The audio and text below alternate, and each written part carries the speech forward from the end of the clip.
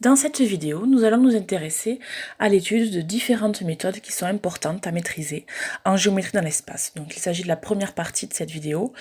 Nous verrons une partie numéro 2 après avoir étudié les équations cartésiennes de plan. Alors pour commencer, intéressons-nous à la position entre différents points. Donc une des techniques à maîtriser, c'est de montrer que 3 points permettent de définir un plan. Donc si une telle consigne apparaît, cela signifie qu'en fait il faut prouver que ces 3 points ne sont pas alignés. Parce que s'ils étaient alignés, il ne passerait pas un seul plan par ces 3 points, mais une infinité. Donc montrer que 3 points définissent un plan, c'est bien montrer que ces 3 points ne sont pas alignés. Et donc pour cela, si on nomme A, B et C ces 3 points, on va vérifier par exemple que les vecteurs AB et AC ne sont pas collinaires. Et donc on montre ainsi qu'il n'existe pas de réel K tel que le vecteur AB soit égal à K fois AC. Alors, un exemple d'utilisation de cette technique. Alors, si on a les 3 points A, B et C dans un repère qui ont pour coordonnées -2, 1, 3 pour le point A, 0, 4, -1 pour le point B et 5, 1, -2 pour le point C, on va chercher à montrer qu'ils définissent bien un plan. Donc, on commence par déterminer par exemple les coordonnées du vecteur AB. Avec xb moins xa, yb moins yk, zb moins za, on obtient comme coordonnées pour ce vecteur 2, 3, moins 4. En faisant de même pour le vecteur AC, on obtient 7, 0, moins 5. Et donc on va se poser la question, est-ce qu'il existe un réel K tel que le vecteur AB soit égal à K fois le vecteur AC? Cette égalité se traduit en termes de coordonnées par les coordonnées du vecteur AB, 2, 3, moins 4, qui serait donc égale à K fois celle du vecteur AC. Donc 7 fois K en abscisse, 0 fois K en ordonnée, moins 5 fois K en cote. Et finalement, la première égalité correspond au fait que K vale 2 septièmes. Il n'y a pas de valeur possible de K dans la deuxième égalité, puisque 0 fois K, ça ne peut pas être égal à 3. Et puis, dans la dernière égalité, on aurait K qui ferait 4 cinquièmes. Donc, on obtient des valeurs différentes de K, et de toute façon, parfois même impossibles aussi. Donc, le système n'a pas de solution. Puisqu'il n'a pas de solution, c'est que les vecteurs AB et AC ne sont pas collinéaires, et donc que les points A, B et C ne sont pas alignés et forment bien un plan. Voyons maintenant l'étude de la position relative entre deux droites. Donc 3 méthodes ici qui sont à maîtriser. La première, il s'agit de savoir montrer que deux droites sont parallèles. Pour cela, on vérifie qu'un vecteur directeur d'une de ces droites va bien être collinéaire à un vecteur directeur de l'autre droite. Ensuite, il faut aussi savoir montrer que deux droites sont séquentes. Donc dans ce cas-là, il faut chercher à résoudre le système composé de l'égalité des représentations paramétriques des deux droites. Et ce système, à ce moment-là, s'il a bien une unique solution, c'est que les droites vont être séquentes. Et puis, dernière possibilité, il faut aussi savoir montrer que deux droites sont non coplanaires. Et donc, pour cela, on raisonne par élimination, en quelque sorte. On va d'abord prouver qu'elles ne sont pas parallèles, les droites, et qu'elles ne sont pas séquentes. Et donc, si elles ne sont pas parallèles et qu'en plus elles ne sont pas séquentes, il ne reste bien que le fait qu'elles soient non coplanaires. Donc, vérifions ensemble ces applications de ces techniques dans un exemple. Donc, l'exemple ici proposé s'intéresse à deux droites D et D', de représentation paramétrique. Alors, pour la première droite D, x égale 3t moins 1, y égale 2t, z égale moins t plus 4, où le paramètre t est un nombre réel. Et puis pour la droite D', x égale 2t' plus 3, y égale 3t' plus 1, z égale 6t' moins 4, où t' est aussi un nombre réel. Je note volontairement le paramètre de la deuxième droite différemment de celui de la première droite. On va voir ça a une importance par la suite. Alors, première question qu'on va se poser, c'est est-ce que ces droites vont être parallèles? Donc pour cela, on identifie un vecteur directeur de la première droite D. Donc ici, si je l'appelle U, le vecteur aura pour coordonnées 3, 2, moins 1. Un vecteur directeur de la deuxième droite D' aura lui pour coordonnées 2, 3, 6, et on cherche si ces vecteurs sont collinéaires ou pas. Donc pour cela, il faudrait résoudre le système U égale K fois V, et on trouverait qu'il n'y ait pas de solution non plus à ce système, donc que ces vecteurs ne sont pas collinéaires, ce qui signifie que les droites D et D' ne sont pas parallèles. Pour poursuivre cette étude, puisque les droites ne sont pas parallèles, on va maintenant se poser la question de savoir si elles sont séquentes. Donc c'est là qu'on va résoudre le système d'égalité des deux droites, puisque s'il y a bien un point d'intersection entre ces deux droites, ce point-là va avoir ses coordonnées qui vérifient à la fois la première représentation paramétrique et à la fois la seconde. Donc c'est pour ça qu'on part de cette égalité. 3t moins 1 égale 2t' plus 3, 2t égale 3t' plus 1 et moins t plus 4 égale 6t' moins 4. C'est ici qu'on note l'importance d'avoir bien pensé à différencier les noms des paramètres pour les deux droites, parce que sinon le système n'est pas correct si on obtient le même nom de paramètres. Donc pour la technique de résolution, on commence par isoler une des inconnues. Donc par exemple ici dans la deuxième ligne, on peut facilement isoler t, donc ça fait en fonction du paramètre t' de l'autre. Donc ça fait t égale 1,5t' plus 0,5 en divisant la deuxième ligne par 2. Et une fois après avoir fait cette isolation, eh bien, on substitue le réel t dans les équations numéro 1 et 3 par l'expression que l'on vient d'identifier en fonction de t'. Donc, d'où l'obtention des lignes numéro 1 et numéro 3. Finalement, dans les lignes 1 et 3, on n'a plus que l'inconnu t' qui entre en jeu. Donc, en développant et en regroupant ensuite, on peut facilement retrouver la valeur de t'. On trouve ici t' qui fait 1 à la fois dans la première ligne et dans la dernière ligne. Donc on obtient bien une valeur unique de t' qui fait 1. Ça permet ensuite de retrouver la valeur de t qui fera ici 1,5 fois 1 plus 0,5, donc 2. Donc on a bien trouvé que le système avait une unique solution, le couple t', qui doit valoir ici 2, 1. Ça signifie donc que les droites d et d' sont bien séquentes. On peut ensuite chercher les coordonnées du point d'intersection. Donc pour cela, on remplace dans la représentation paramétrique d'une des droites, par exemple la droite D, la valeur du paramètre trouvé, c'est-à-dire le t ici, par 2. Et donc 3 fois 2 moins 1, ça fait bien 5 en abscisse. 2 fois 2, ça fait 4 en ordonnée. Et moins 2 plus 4, ça fait bien 2 en cote. Ou alors on fait dans la représentation paramétrique de la droite D', le remplacement de t' par 1. Voyons maintenant les méthodes à connaître pour étudier la position relative entre une droite et un plan. Alors tout d'abord, pour montrer qu'une droite D est parallèle à un plan P,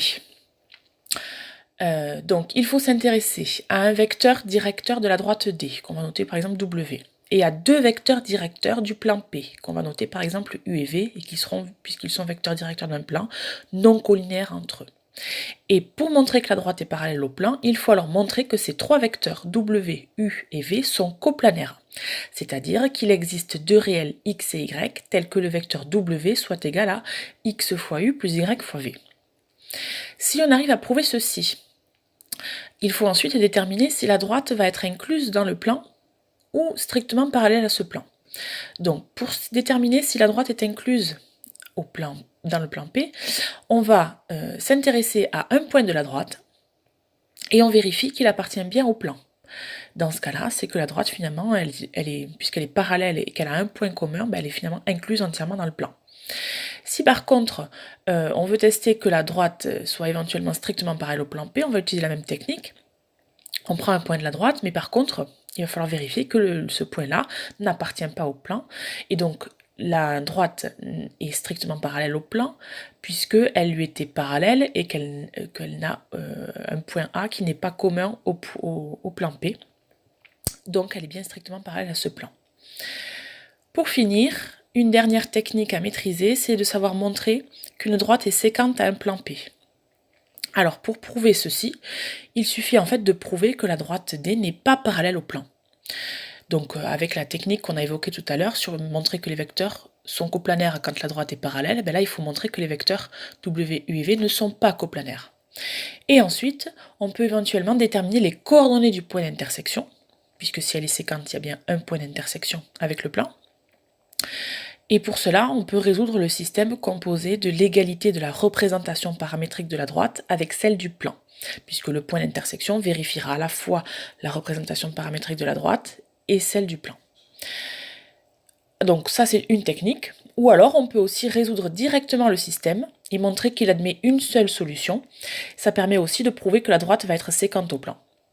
Mais attention, on va le revoir après, si les coordonnées de l'intersection sont données dans l'énoncé, deux simples vérifications d'appartenance à la droite et au plan ne vont pas suffire, parce que certes un point peut appartenir aux deux ensembles à la fois, mais ça ne garantit pas que c'est le seul point qui vérifie ceci, qui est à la fois dans la droite et le plan. Donc on va le revoir après. Alors, exemple d'utilisation, premier exemple que l'on va voir, donc toujours entre la position relative d'une droite et d'un plan. Donc, on a une droite D de représentation paramétrique x égale 2 plus 5s, y égale 2 plus s et z égale moins 1 moins 4s où s est un nombre réel. On va prouver qu'elle est parallèle au plan P de représentation paramétrique x égale moins 2 plus 4t plus t', y égale 3 moins t plus 2t', et z égale 4 moins 3t moins t', où t et t' sont réels. Et là encore, on a bien pensé à distinguer les noms des paramètres entre la droite et le plan. Alors, pour montrer que la droite est bien parallèle, eh bien, on va identifier un vecteur directeur de la droite. Donc ici, je le note W, il aura pour coordonnées 5, 1, moins 4. Et on va se poser la question de savoir s'il est coplanaire avec deux vecteurs directeurs du plan, qui sont ici notés U de coordonnées 4, moins 1, moins 3 pour un premier vecteur directeur, et V de coordonnées 1, 2, moins 1 pour le deuxième vecteur directeur de ce plan P. Et donc, on va se poser la question, est-ce qu'il existe deux nombres réels x et y tels que le vecteur W soit égal à x fois u plus y fois v? Cette égalité avec les coordonnées, ça se ramène donc au fait que le vecteur W de coordonnées 5, 1, moins 4, ces coordonnées s'écriraient sous la forme donc 4 fois x plus 1 fois y, puisque c'est x fois l'abscisse de u plus y fois l'abscisse de v. De la même façon, on obtiendrait pour les ordonnées 1 égale moins 1x plus 2y, et pour les cotes, moins 4, la cote du vecteur W, qui serait égale à moins 3 fois x plus moins 1 fois y. On résout alors ce système, donc en isolant une des inconnues. Donc par exemple ici on peut isoler y dans la première équation, y égale 5 moins 4x, et puis on substitue ensuite dans les deuxième et troisième lignes le y par l'expression que l'on vient de trouver. Et puis en développant et en regroupant, on peut trouver du coup les valeurs de x dans les deuxième et troisième lignes, on trouve 1 dans chacun des cas. En remplaçant alors x par 1 dans la première ligne, on obtient une valeur de y qui est ici égale à 1. Finalement, le système il admet bien une solution, une unique solution, le couple xy qui fait 1, 1. Donc c'est que les vecteurs W, U et V sont bien coplanaires et que la droite D est bien parallèle au plan P. Donc on vient de prouver ceci.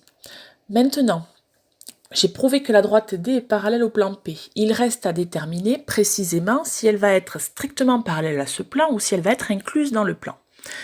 Donc pour cela, on s'intéresse à un point de la droite. Ici, le point A de coordonnées 2, 2, moins 1 que l'on identifie dans la représentation paramétrique. Et on va tester si ce point appartient aussi au plan P.